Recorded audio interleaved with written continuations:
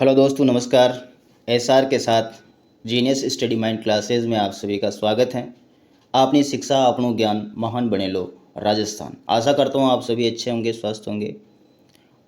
और जैसा कि हम कल बात कर रहे थे किसान आंदोलन के बारे में, जो कि अपना किसान आंदोलन जो टॉपिक है वो कल ही समाप्त हो गया। और आज हम लेकर के आए हैं किसान आंदोलन के जो अन्य महत्वपूर्ण व्यक्तित्व, जिनके बारे में अपन आज बात करेंगे। ठीक है, जिनकी चर्चा उसमें नहीं हुई है और जिनकी हुई है उनमें से कुछ अपन ने छांट के जो अन्य महत्वपूर्ण व्यक्तित्व है वो लेके आया हूँ। 5-10 मिनट का वीडियो होने वाला है। ठीक है, तो आप इसको अच्छे से देखें, पढ़ें। चलिए स्टार्ट करते हैं अन्य महत्वपूर्ण व्यक्तित्व के बारे में। ठीक है, तो सबसे पहले पहला सवाल जो हमारा ये है कि चांदकरण शारदा और हरविलास शारदा किस संस्था से संबंधित थे? तो ये आर्य समाज से संबंधित थे। कौन से समाज से? आर्य समाज से। 1942 में किस सत्याग्रही की जोधपुर जेल में भूख हड़ताल से जो है मृत्यु हो गई थी? तो वो हैं बाल मुकुंद सिंह। ठीक है,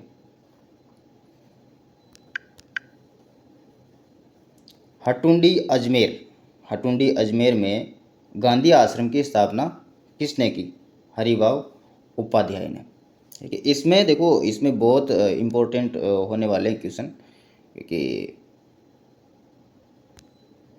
आपको लगेगा नहीं, शायद कि आपको लगेगा कि पढ़ाया है तो, पर एक्चुअल में वो इम्पोर्टेंट हैं।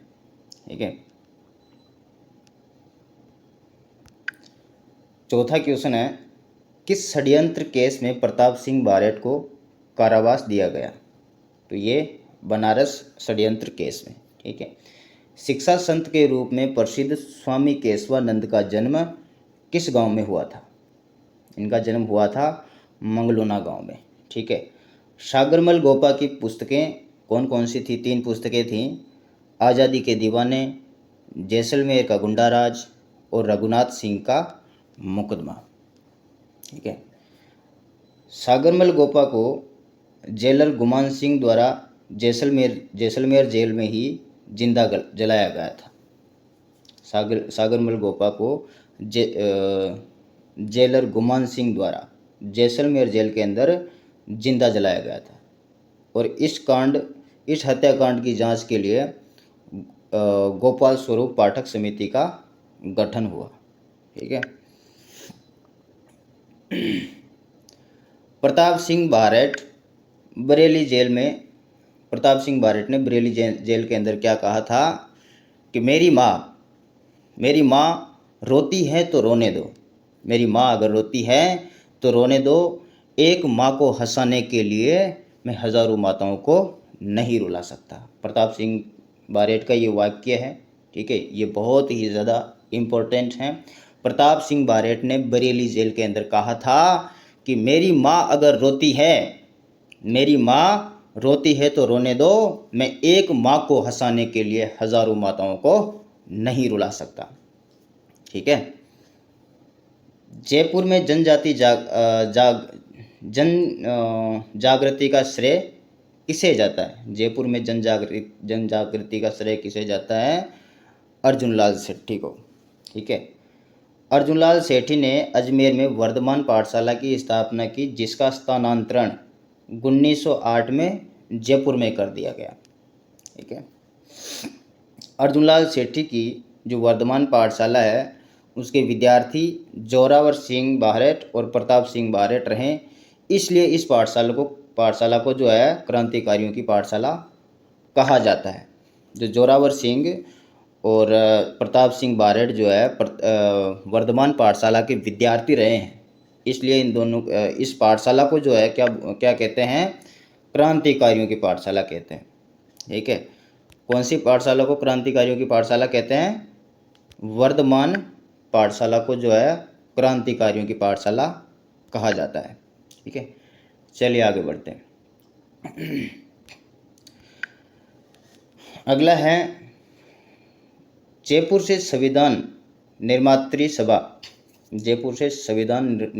सभा के लिए किस सदस्य को नियुक्त किया गया था? हीरालाल शास्त्री को। कब किया? 1946 में। ये क्या है कि थोड़ा हीरालाल शास्त्री ये जो कुछ ये दिखाई नहीं दे रहा क्योंकि मैंने यहाँ पे डबल पेन यूज़ किया था। ये ग्रीन वाला जो हीरालाल शास्त्री ये जो लिख रखा है ये ग्रीन वाले पेन से मैंने जो है लिखा था, तो इस वजह से थोड़ा भद्दा दिख रहा है। ठीक है, तो मैं इसीलिए बोल के बता रहा हूँ आपको कि जयपुर से संविधान निर्मात्री सभा के लिए किस सदस्य को नियुक्त किया गया, तो वो है हीरालाल शास्त्री। हीरालाल शास्त्री राजस्थान के पहले मनोनीत सीएम थे। ठीक है, पहले मनोनीत चीफ मिनिस्टर या मुख्यमंत्री थे। ठीक है, हीरालाल शास्त्री की जो पुस्तक है हीरालाल शास्त्री की, उसका नाम है प्रत्यक्ष जीवन शास्त्र। हीरालाल शास्त्री की पुस्तक का नाम क्या है? प्रत्यक्ष जीवन शास्त्र। हीरालाल शास्त्री का जो प्रमुख गीत है हीरालाल शास्त्री का, वो है प्रलय प्रतीक्षा नमो नमः। हीरालाल शास्त्री का प्रमुख गीत कौन सा है? प्रलय प्रतीक्षा नमो नमः। अजमेर राज्य के प्रथम मुख्यमंत्री हरिभाऊ उपाध्याय हैं। ठीक है, अजमेर राज्य के प्रथम मुख्यमंत्री हरिभाऊ उपाध्याय हैं। ये पहले अभी तो क्या जिला बोलते हैं हम लोग, पर पहले के समय में जब एकीकरण हुआ था उससे पहले राज्य ही बोलते थे। ठीक है, परमवीर चक्र से सम्मानित होने वाले पहले राजस्थानी कौन थे? पीरू सिंह। परमवीर चक्र से सम्मानित होने वाले, ये इंपॉर्टेंट है, सारे वैसे इंपॉर्टेंट है। परमवीर चक्र से सम्मानित होने वाले पहले राजस्थानी कौन है? पीरू सिंह। ठीक है, मुकुट बिहारी लाल भार्गव एक राजनेता, अभिवक्ता एवं संविधान सभा के सदस्य भी थे। ये मुकुट बिहारी लाल भार्गव जो है एक राजनेता भी थे, अभिवक्ता भी थे और संविधान सभा के सदस्य भी थे। ठीक है, चिड़ावा के गांधी किनको कहते हैं? चिड़ावा के गांधी किनको कहते हैं? मास्टर प्यारेलाल गुप्ता को। राजस्थान का गांधी कौन है? गोकुलभाई भट्ट। राजस्थान का जतिन दास कौन है? बाल मुकुंद बिस्सा। किस स्वतंत्रता सेनानी की मृत्यु बरेली जेल में यातनाओं से हुई थी, तो वो है प्रताप सिंह बारेठ, जिसकी अपन ने अभी थोड़ी देर पहले बात करी है। इसने कहा था बरेली जेल के अंदर कि मेरी माँ रोती है तो रोने दो, मेरी माँ अगर रोती है तो रोने दो, मैं एक माँ को हंसाने के लिए हजारों माताओं को नहीं रुला सकता। ठीक है, तो स्वतंत्रता सेनानी था जिसकी यातनाओं से जो है बरेली जेल के अंदर जो है मृत्यु हो गई थी। किस क्रांतिकारी ने अपना अधिकांश जीवन एक नकली नाम अमरदास बैरागी वाले संत की पोशाक में बिताया, तो वो है जोरावर सिंह बारेठ। ठीक है, राजस्थान के वे प्रसिद्ध कवि जो रास बिहारी जैसे क्रांतिकारियों के निकट संपर्क में थे। राजस्थान के वे ऐसे प्रसिद्ध कवि जो रास बिहारी जैसे क्रांतिकारियों के निकट संपर्क में थे, तो वो है केसरी सिंह बारेठ। बाणासुर का शहीद नाम से कौन सा व्यक्ति जाना जाता है? वो है मेजर शैतान सिंह। बाणासुर का शहीद नाम से कौन जाना जाता है? मेजर शैतान सिंह। ठीक है, अब ये थोड़ा कांड पढ़ लेते हैं। राजस्थान में जो कांड हुए हैं वो पढ़ लेते हैं। ठीक है, तो 4 कांड है, तसीमो कांड, कावड़ा कांड और एक जो है अपना क्या नाम उसका, पूनावाड़ा कांड। ठीक है, 4 कांड की बात करेंगे अपन। तो पहला कांड है तसीमो कांड। तो ये 11 अप्रैल 1947 में धौलपुर के अंदर हुआ था। कहाँ हुआ था? धौलपुर के अंदर। और इसके अंदर जो है पंचम सिंह और छतर सिंह शहीद हो गए थे। तसीमो कांड कब हुआ? 11 अप्रैल 1947 को हुआ और धौलपुर में हुआ था। ये इंपॉर्टेंट है, मैंने इनको लिख रखा है इंपॉर्टेंट, तो इंपॉर्टेंट ही मानना है इनको। ठीक है, उसके बाद बात करते हैं डाबड़ा कांड। तो डाबड़ा कांड कहाँ हुआ था? डीडवाना। पहले डीडवाना नागौर में पड़ता था, लेकिन अभी क्या कि नया जिला बन गया, तो अभी डीडवाना।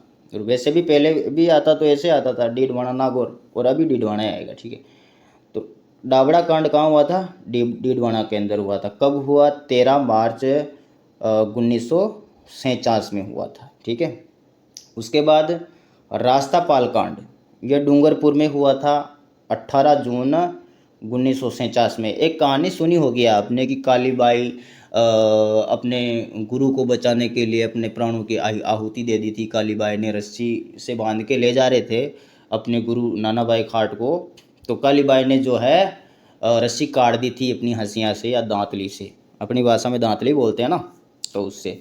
ठीक है, तो वही घटना है ये जो कालीबाई वाली जो घटना है, वही घटना है। क्या, कौन सी घटना है? रास्तापाल कांड। ठीक है, तो डूंगरपुर में ये कांड हुआ था, रास्तापाल कांड। और कब हुआ? 18 जून 1947 में। ठीक है, डूंगरपुर रियासत के सिपाहियों ने पाठशाला बंद करने का प्रयास किया। क्या किया? डूंगरपुर रियासत के जो सिपाही थे उन्होंने जो है पाठशाला बंद करने का प्रयास किया, लेकिन शिक्षक नानाभाई खाट और सेंगाबाई ने पाठशाला बंद नहीं करी। तो इस पर नाराज सैनिकों ने गोलीबारी की, जिसमें शिक्षक सेंगाबाई घायल हुआ और नानाभाई खाट और बालिका कालीबाई जो है दोनों मारे गए। इस कांड में नानाभाई खाट और कालीबाई मारे गए। ठीक है, अब बात करते हैं ये पूनावाड़ा कांड। ठीक है, ये आखिरी कांड है। पूनावाड़ा कांड कहाँ हुआ? डूंगरपुर में हुआ। कब हुआ? 1947 में। चारों कांड जो है 1947 में हुए हैं। ठीक है, पूनावाड़ा कांड है, ये डाबड़ा कांड है, रास्तापाल कांड है, तसीमो कांड है। ये तीनों जो कांड हैं 1947 में हुए हैं। ठीक है, ये पूनावाड़ा कांड जो है डूंगरपुर में हुआ और 1947 में हुआ था। क्या हुआ था इसमें कि डूंगरपुर रियासत के सैनिकों ने पाठशाला बंद ना करने पर शिक्षक शिवराम बील की क्या करी? पिटाई करी थी। शिवराम बील की पिटाई करी थी। अब आप लोग सोच रहे होंगे कि ऐसे पिटाई, शिक्षक की पिटाई करने से ये इम्पोर्टेंट कैसे हो गया? तो भाई किताब में छपा है, ये इतिहास में इसको छापा गया है। तो ये ऐसे नहीं लड़ रहा है, शिवराम बील जो है ऐसे नहीं लड़ रहा है, शिक्षा के बारे में लड़ रहा था। इसने क्या कि ये भी एक क्रांति मान सकते हैं अपन इसको। तो ये बहुत शिक्षा को मतलब बढ़ावा देने के लिए जो है स्कूल बंद नहीं कर रहा था, तो इस वजह से ये इम्पोर्टेंट माना जाता। हालांकि इसकी हत्या नहीं करी, इसकी केवल पिटाई करी थी, लेकिन फिर भी जो है ये इम्पोर्टेंट माना जाता है। ठीक है, तो ये कौन सा कांड हो गया? पूनावाड़ा कांड। ठीक है, तो ये थे अपने किसान आंदोलन के जो है इम्पोर्टेंट व्यक्तित्व के बारे में अपन ने बात करी। और कल अपन बात करेंगे ये राजस्थान के प्रजामंडल के बारे में। ठीक है, राजस्थान के प्रजामंडल के बारे में। और ये छोटा सा टॉपिक है, ज़्यादा बड़ा नहीं है। अपन मेन बातें करेंगे और इसको मैं ट्रिक से इस तरह से आपके सेट करूँगा कि आप कंठस्थ याद हो जाएगा। ट्रिक से सेट करूँगा मैं आपके। ठीक है, तो आज का टॉपिक यहीं समाप्त होता है। कल बात करेंगे अपन राजस्थान के प्रजामंडल के बारे में। तब तक धन्यवाद, थैंक यू।